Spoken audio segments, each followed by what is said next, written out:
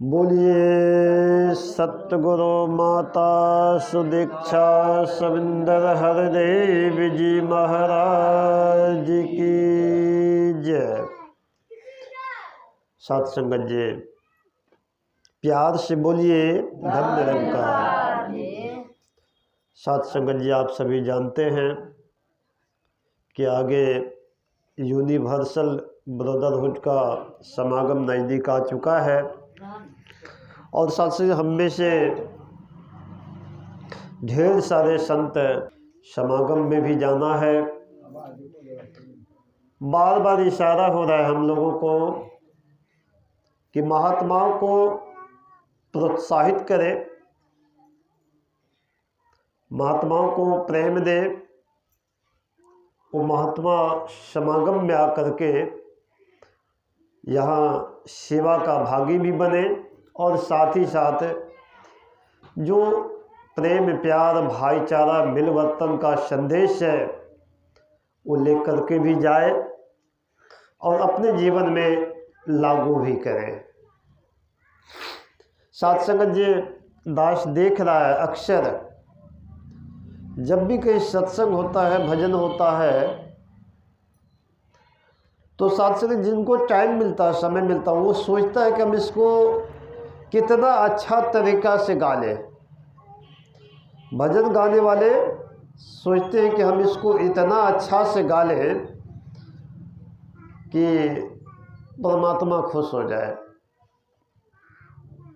और साथ संगत जी जो विचार करते हैं उनके दिमाग में होता है कि हम तो बहुत अच्छे वक्ता हैं, हम तो बहुत सियाने हैं, हम तो 10 मिनट 20 मिनट आधा घंटा भी प्रवचन कर सकते हैं। ऐसा भाव होता है साथ संगत जी। दास हरदेव वाणी के शब्द संख्या 65 का सहारा लेते हुए आप सबों के समक्ष आशीर्वाद प्राप्त करने का प्रयास करेगा कि गाकर किसी ने प्रभु न पाया, गाकर किसी ने प्रभु न पाया, पाकर प्रभु को पाया है, गाया है।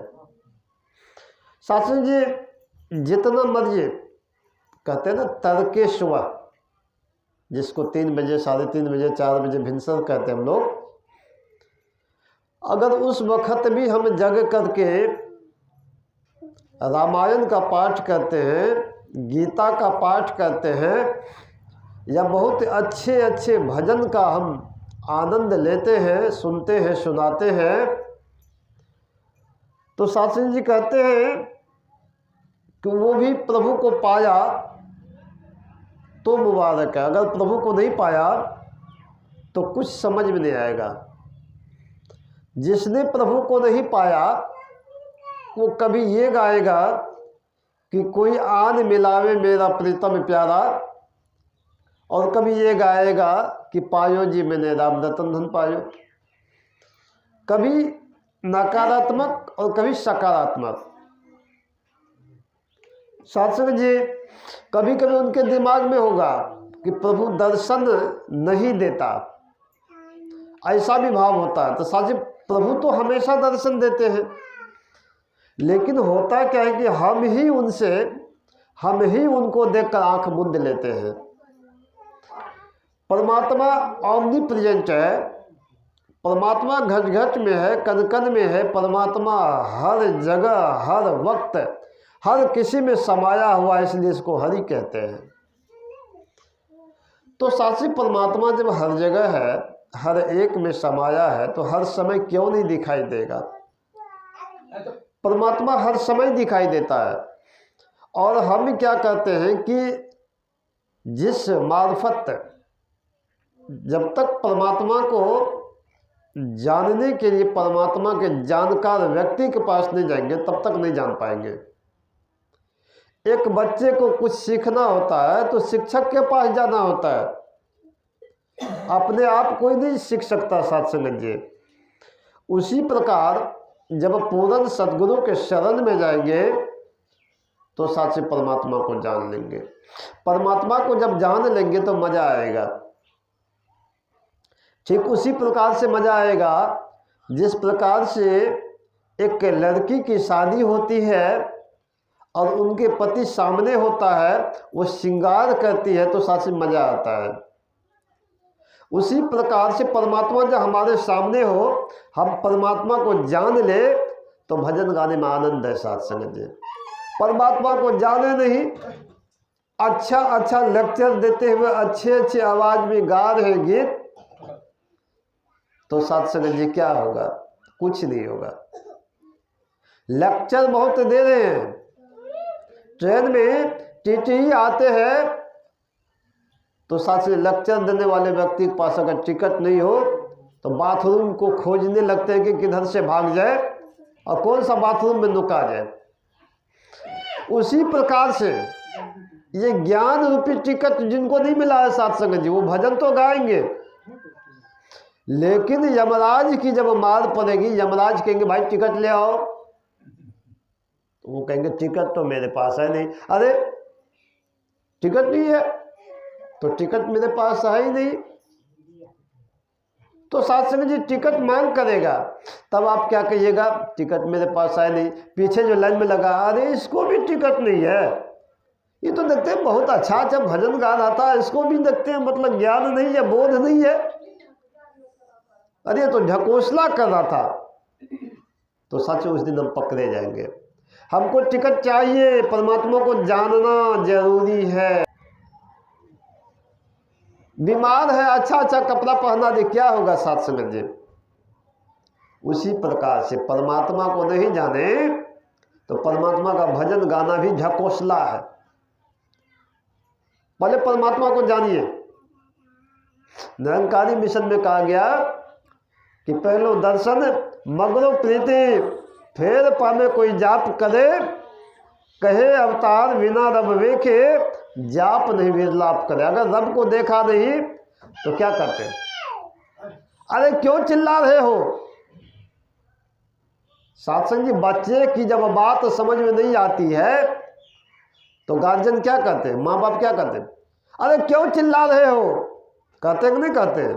और जब बात समझ में आ जाए तो क्या करते हैं? माँ माँ बोलते हैं, पापा बोलते हैं।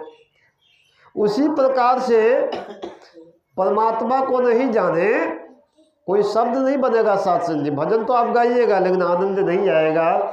इसलिए शब्द संख्या 65 में इशारा किया गया है सत्संग जी कि गाकर किसी ने प्रभु न पाया, प्रभु को पाकर गाया है। पाने वाले ने जो गाया सार्थक को कहलाया। जो पा लिया है वो अगर गा रहे हैं तो सार्थक है सत्संग जी। मीरा ने जब गुरु कृपा से अविनाशी को पाया था, राम रतन धन पाया मैंने, तब ये राग सुनाया था। जब वो पा ली थी ना मीरा ने, तब वो राग सुनाती थी कि पायो जी मैंने राम रतन धन पायो, वस्तु अमूलक दी मेरे सतगुरु, कर कृपा अपनायो, पायो जी मैंने राम रतन धन पायो। वैसे नहीं ना कर रही थी, जब तक नहीं पाई थी तब तक वो कह रहे थे, इशारा कर रहे थे कि कोई आन मिलावे मेरा प्रीतम प्यारा, कोई आन मिलावे मेरा प्रीतम प्यारा। वो खोज रही थी, सबको सुना रही थी मीरा जी कि कोई आकर मिला दे जो सच्चा प्रीतम है, जो मेरे लिए प्यारे हैं, जिनके लिए हम प्यारे हैं, कोई उनसे मिला दे। तभी तक गाई थी जब तक उनका संत रविदास जी से मिलन नहीं हुआ था। और साथ से जब उनकी कृपा हुई, उन्होंने जब उनको साक्षात परमात्मा का दर्शन कराया तो वो गाने लगे कि पायो जी मैंने राम रतन धन पायो। तब कहते पायो। तो इसलिए साथ जी पहले ज्ञान की जरूरत है। ज्ञान जब तक नहीं मिलेगा साथ संग जी तब तक अंधेरा ही अंधेरा है। तो साथ संग जी पाने के ही बाद तुका जी डूबे भक्ति रंग में, देव पाहिला कहते रहे अभंग में। मुर्शद आगे बुल्ले साने नाच नाच कर दिखलाया था, रब पाने के बाद ही सूफी संत वो कहलाया था। जब तक रब नहीं पाया, परमात्मा नहीं पाया, कोई शास्त्री पूछने वाला नहीं था, सूफी संत नहीं थे वो।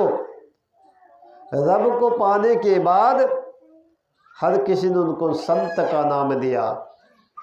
और साथ ही संत रहे वो, एक संत जो होते हैं सत्संग जी इस परमात्मा के साथ जुड़े होते हैं और स्वयं परमात्मा हो जाता है। एक बंदा बंदा नहीं बनता, एक बंदा भगवान बने। तो सत्संग जी वो भगवान बन जाते हैं। भजन राग पद दोहे रब के नाम पर सब गाते हैं, बिना निशाने गाने का ना अर्थ समझ वो पाते हैं। जब तक निशाना नहीं होगा सत्संग जी, जब माँ बहन गीत गाती है शादी विवाह में तो उसको पहले कहा जाता है कि आज गोसाई गीत है, उसका एक निशाना होता है कि आज हमको गोसाई का गीत गाना है। उसके बाद निशाना होता है कि विदाई गीत है, बेटी का विदाई है, और जब बेटी की विदाई है तो कोई माँ बहन काली का गीत नहीं गाएगी, उस वक्त विदाई की गीत गाएगी। तो साथ ही एक निशाना होना चाहिए। वही इशारा कर रहे हैं कि जब तक निशाना नहीं होगा सत्संग जी अर्थ समझ नहीं पाते हैं और नहीं समझ में आएगा। गुरु कृपा से प्रभु को पाओ, पाने से आनंद मिले, कहे हरिदेव पाकर फिर से गाने से आनंद मिले। अगर पा लेते हैं तो फिर गाने में आनंद है और सच आनंद ही आनंद है। हमको परफेक्ट मास्टर की तलाश करनी है। जब तक गुरु मिले नहीं साचा, 10-20 करो 50 साचा मिलेगा तभी तो। अरे एक बच्चा को माँ ने कह दिया कि बेटी नमक ले आओ, इस दुकान में नहीं मिला आगे बढ़ती है, उस दुकान में नहीं मिला आगे बढ़ेगी, उस दुकान में नहीं मिला आगे बढ़ेगी। बच्चे बढ़ते हैं ना। उसी प्रकार से हमको चाहिए परमात्मा, हमको परमात्मा का दीदार करना है, परमात्मा के निज स्वरूप को जानना है। इस संत के पास गए, नहीं हो पाया उसके पास जाएंगे, नहीं हो पाया उसके पास जाएंगे। जब तक गुरु मिले नहीं साचा, 10-20 करो 50 कोई बात नहीं है। ऐसा मन में भ्रम होता है कि दूसरा गुरु नहीं करना चाहिए, तीसरा गुरु नहीं करना चाहिए। अरे भैया हमको नमक चाहिए, इस दुकान में नहीं है, तो जहाँ मिलेगा वहाँ लेंगे ना। उसी प्रकार से गुरु जब तक परमात्मा को नहीं दिखा दे, जब तक हम परमात्मा को नहीं देख लेंगे तब तक साथ से विश्वास नहीं करेंगे। जब तक न देखो अपनी नैनी तब तक न मानो किसी की कहनी। कभी कभी आप देखने में होगा कि कोई माँ बहन देख लिया थोड़ा सा सांप, वो कहेगी बाप रे बाप बहुत लंबा 5 हाथ का, और साथ से दूसरा तीसरा कहता है अरे 5 हाथ का कहाँ, 2-2.5 हाथ का होगा। तो कुछ आदमी तिल का तार बना देते हैं। इसलिए अब के ज़माने में कोई किसी पे यकीन नहीं करता है। जब तक न देखो अपनी नैनी तब तक न मानो किसी की कहनी। अब होता क्या है, अच्छा कोई बात नहीं, परमात्मा को भज लेंगे, परमात्मा को जान लेंगे। जब तक न साथ समझे, विश्वास जब तक नहीं हो जाएगा तब तक साथ समझे कोई फायदा नहीं है। अपने आँख से देखिए, अपने आँख से जब देख लीजिएगा विश्वास हो जाएगा। अपना आँख से नहीं देखिएगा, कोई विश्वास का चीज़ नहीं अभी के ज़माना में। तो साथी जी जब कोई बात हो जाता है अपना आँख से जब देख लेते विश्वास हो जाता है। उसी प्रकार से परमात्मा को भी अपने आँख से देखना है। परमात्मा घट घट में है, कण कण में है, ऐसा नहीं है कि नहीं है। हम सब ने पाया है साथी, हम सब ने परमात्मा को देखा। परमात्मा का निज स्वरूप क्या है? परमात्मा जब घट घट में है, परमात्मा जब अनंत है, जिसका कोई सीमा नहीं है, असीम है, अगोचर है। साथी ले लीजिए, संत मत वाले भी कहते हैं जो परम तत्व आदि अंत रहित असीम अजन्मा सर्वोत्सर, और साथी उसे ही सर्वेश्वर सर्वाधार मानना चाहिए। जो परम तत्व जो सभी तत्वों से बना हो, आदि अंत रहित असीम अजन्मा अगोचर सर्वव्यापक और सर्वव्यापकता के भी परे हो, उसे ही सर्वेश्वर सर्वाधार मानना चाहिए। तो क्या है साथ समझिए, सर्वेश्वर सबसे बड़ा ईश्वर। साथी जी जो सभी तत्वों से बना हो, जो अगोचर भी हो, तो साथी ऐसे परमात्मा का जब दर्शन हो जाए अब ऐसे परमात्मा को आप सोचिएगा कि मेरे जेब के बराबर हो जाए, तो संभव नहीं है, क्योंकि आप खुद ही कहते हैं कि असीम, अजन्मा, अगोचर, सर्वव्यापक, अनंत, जिसका कोई अंत नहीं, असीम, जिसका कोई सीमा नहीं। जब आप खुद ही जानते हैं कि असीम है, तो सर इस घर में कैसे समा पाएगा? और जब इस असीम का दर्शन हो जाएगा तब पता चल जाएगा, जिसका कोई रंग नहीं, रूप नहीं, रेखा नहीं। किसी भी शास्त्र को पढ़ लीजिए, किसी भी धर्म ग्रंथ को पढ़ लीजिए, यही निशाना दिया गया है, जिसका कोई अंत नहीं, जिसका कोई रेखा नहीं। तो साथी ऐसे परमात्मा का हम सबने दर्शन किया है, शास्त्र के हिसाब से कह रहे हैं साथ संगत जी।